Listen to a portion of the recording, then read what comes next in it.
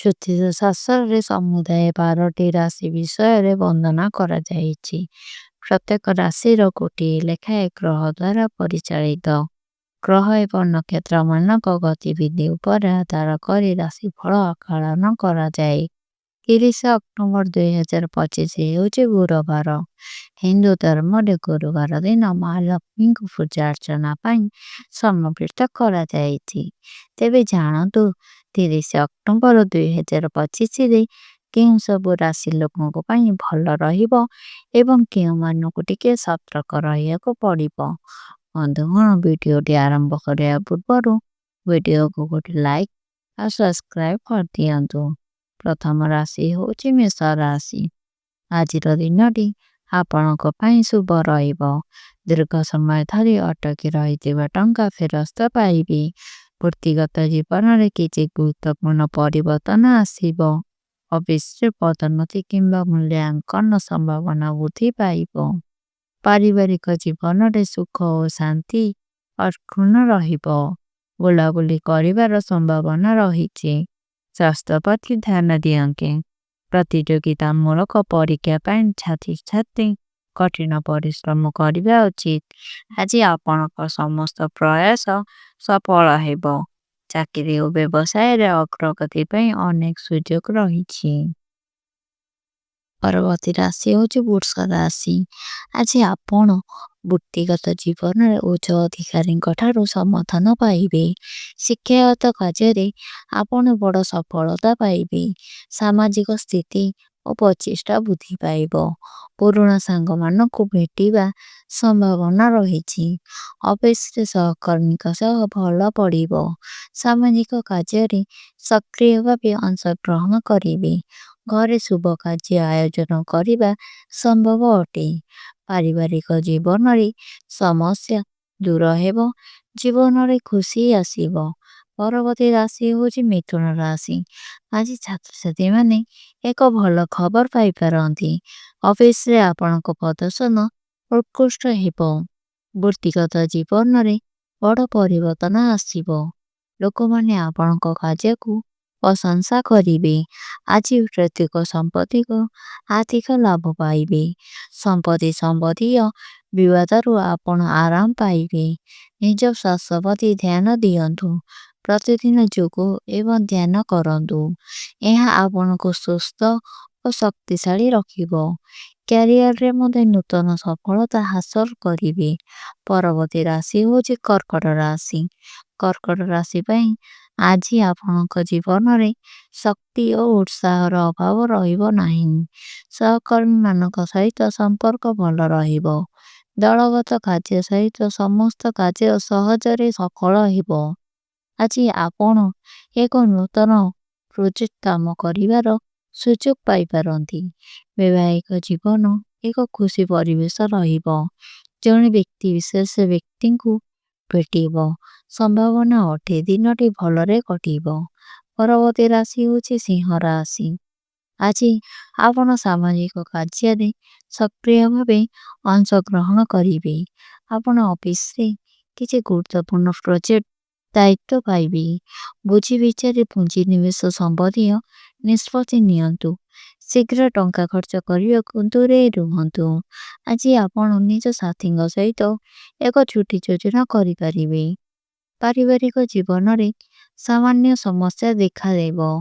ଧୈର୍ଯ୍ୟ ବଜାୟ ରଖନ୍ତୁ ଓ ପରିବାର ସଦସ୍ୟଙ୍କ ସହିତ ଅନାବଶ୍ୟକ ଯୁକ୍ତିରୁ ଦୂରେଇ ରୁହନ୍ତୁ। ପରବର୍ତ୍ତୀ ରାଶି ହେଉଛି କନ୍ୟା ରାଶି।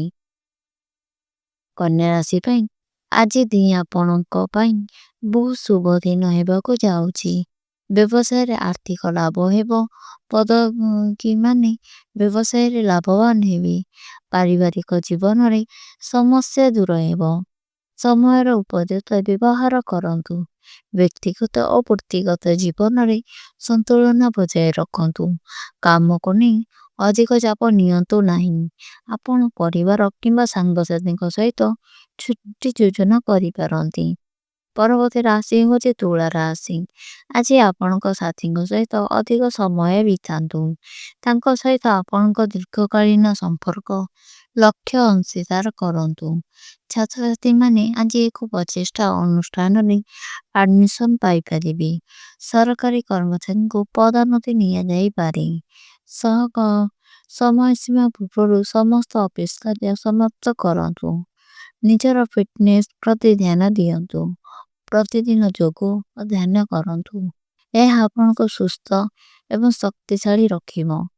ପରବର୍ତ୍ତୀ ରାଶି ହେଉଛି ବିଛା ରାଶି। ଆଜି ବୃତ୍ତିଗତ ଜୀବନର ଥିବା ସମସ୍ୟାର ସମାଧାନ କରିବାକୁ ଚେଷ୍ଟା କରନ୍ତୁ। ପରିବାର ଓ ସାଙ୍ଗସାଥୀଙ୍କ ସହିତ ସମୟ ବିତାନ୍ତୁ। ଆଜି ଜିମ୍ ଆରମ୍ଭ କରିପାରିବେ। ଏହା ଆପଣଙ୍କ ଫିଟନେସ୍କୁ ଭଲ ରଖିବ। ଏହା ବ୍ୟତୀତ ଆପଣ ନିଜ ପ୍ରିୟ ହବି ପାଇଁ କିଛି ସମୟ ବାହାର କରିପାରନ୍ତି। ଛାତ୍ରଛାତ୍ରୀମାନେ ସେମାନଙ୍କ ପରିଶ୍ରମର ଫଳ ପାଇବେ। ଆପଣ ପରୀକ୍ଷାରେ ଭଲ ମାର୍କ ପାଇବେ। ପାରିବାରିକ କାର୍ଯ୍ୟ ସମୟରେ ଅବିବାହିତା ବ୍ୟକ୍ତି କୌତୂହଳିକ ବ୍ୟକ୍ତିଙ୍କୁ ଭେଟି ପାରନ୍ତି। ପରବର୍ତ୍ତୀ ରାଶି ହେଉଛି ଧନୁ ରାଶି। ଆଜି ଆପଣଙ୍କ ଅଫିସ କାର୍ଯ୍ୟଦକ୍ଷତା ଉତ୍କୃଷ୍ଟ ହେବ।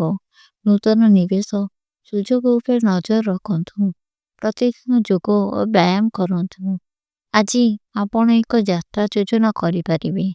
ଜୀବନର ଅନେକ ଗୁରୁତ୍ୱପୂର୍ଣ୍ଣ ପରିବର୍ତ୍ତନ ଆସିବ। ପାରିବାରିକ ଜୀବନରେ ଏକ ଖୁସି ପରିବେଶ ରହିବ। ସମାଜରେ ଆପଣଙ୍କ ମାନ ସମ୍ମାନ ବୃଦ୍ଧି ପାଇବ। ବୃତ୍ତିଗତ ଜୀବନରେ ଅଗ୍ରଗତି କରିବେ। ଆଜି ଆପଣ ନିଜର ପ୍ରେମୀ ସହିତ ରାତ୍ରି ଭୋଜନ କରିପାରନ୍ତି। ଏହା ସମ୍ପର୍କରେ ଘନିଷ୍ଠତା ବୃଦ୍ଧି କରିବ। ପରବର୍ତ୍ତୀ ରାଶି ହେଉଛି ମକର ରାଶି। ଆଜି ଆପଣଙ୍କ ବୃତ୍ତିଗତ ଜୀବନରେ ଥିବା ବାଧା ଦୂର ହେବ।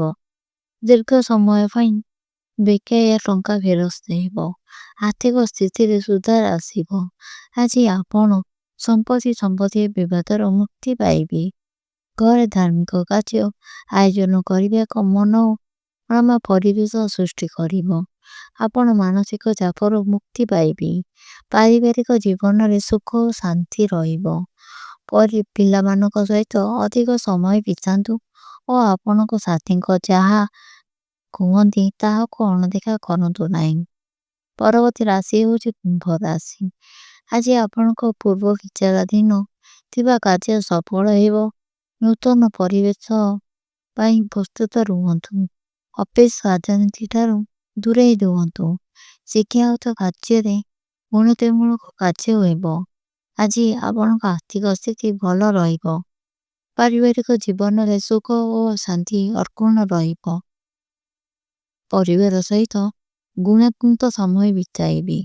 ପ୍ରେମ ଜୀବନରେ ନୂତନ ରୋମାଞ୍ଚଳ ମୋଡ଼ ଆସିବ। ପରବର୍ତ୍ତୀ ରାଶି ହେଉଛି ମୀନ ରାଶି। ଆଜି ଆପଣଙ୍କ ଘରେ ଶୁଭ କାର୍ଯ୍ୟ ଗୁଡ଼ିକ ସଂଗଠିତ ହୋଇପାରେ। ସେଥିପାଇଁ ପାରିବାରିକ ଜୀବନରେ ଏକ ଖୁସି ପରିବେଶ ରହିବ। ବୃତ୍ତିଗତ ଜୀବନରେ ନୂତନ ସଫଳତା ହାସଲ କରିବେ। ଶିକ୍ଷାଗତ କାର୍ଯ୍ୟରେ ଗୁରୁତ୍ୱପୂର୍ଣ୍ଣ ପରିବର୍ତ୍ତନ ଆସିବ। ଆଜି ଆପଣଙ୍କ ପରିବାର ସହିତ କୌଣସି ସ୍ଥାନକୁ ଯାଇପାରନ୍ତି। ଏହା ବ୍ୟତୀତ ଆପଣଙ୍କ ସାଥୀଙ୍କ ସହିତ ଅଧିକ ସମୟ ବିତାନ୍ତୁ। ଆପଣଙ୍କ ନିଜ ଭାବନାକୁ ତାଙ୍କ ସହିତ ସେୟାର କରନ୍ତୁ। ଏହା ପ୍ରେମ ଜୀବନ ଲଭ୍ ଓ ରୋମାଞ୍ଚଳ ଅକ୍ଷୁଣ୍ଣ ରହିବ। ବନ୍ଧୁଗଣ, ଭିଡ଼ିଓଟି କେମିତି ଲାଗିଲା ତାହା ଆମକୁ କମେଣ୍ଟ ମାଧ୍ୟମରେ ଜଣାନ୍ତୁ।